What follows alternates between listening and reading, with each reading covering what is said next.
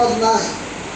অন্য জায়গায় কন্যাদেরকে অভিশপ্ত হিসাবে হত্যা করবার ব্যাপারেও আইন প্রণয়ন ছিল, আপনারা সবাই জানেন, সতীদাহ প্রথা।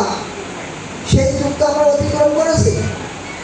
এরপর ইসলাম নারীদের কত মর্যাদা দিয়েছেন যে মায়ের পিতার যে সন্তান ছেলে এবং মেয়ে, ছেলে যা পাবে মেয়ে তার অর্ধেক পাবে। এটা একমাত্র ইসলামই গেছে, অন্য জায়গায় যায়নি। ছেলে মেয়েরা বিবাহ শাদী করে।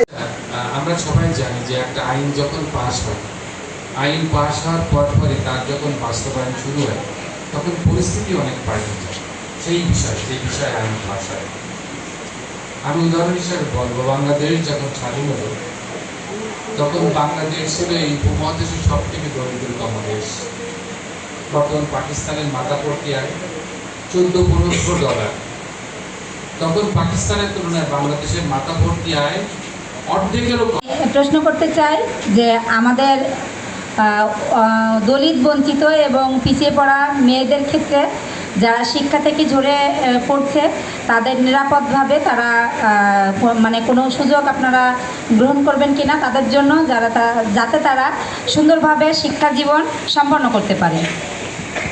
তার প্রতি দায়িত্বটাও একটু বেশি মনে হয়, কিন্তু কখনো কখনো তো হোঁচটও খাই। অনেক সমস্যা সমাধান হয়ে যেত শুধু যদি বাল্য বিবাহটা না থাকতো।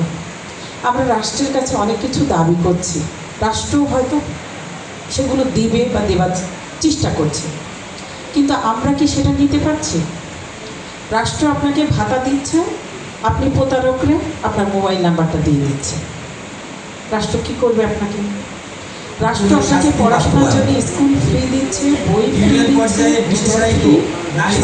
কখনো পোশাক পরিচ্ছদও ফ্রি দিচ্ছে, খেলার সরঞ্জাম দিচ্ছে, আমরা বাল্যবিবাহ দিচ্ছি। তথ্য প্রদান করা হবে। আমরা নারী শিশু, কালীগঞ্জে একটি শিশু, তাকে কিভাবে হত্যা করা হলো? ভোমরা ইউনিয়নের সদরে গর্ভবতী নারীকে তার স্বামী মেরে ফেলে। এটা হচ্ছে মাদকাসক্তি।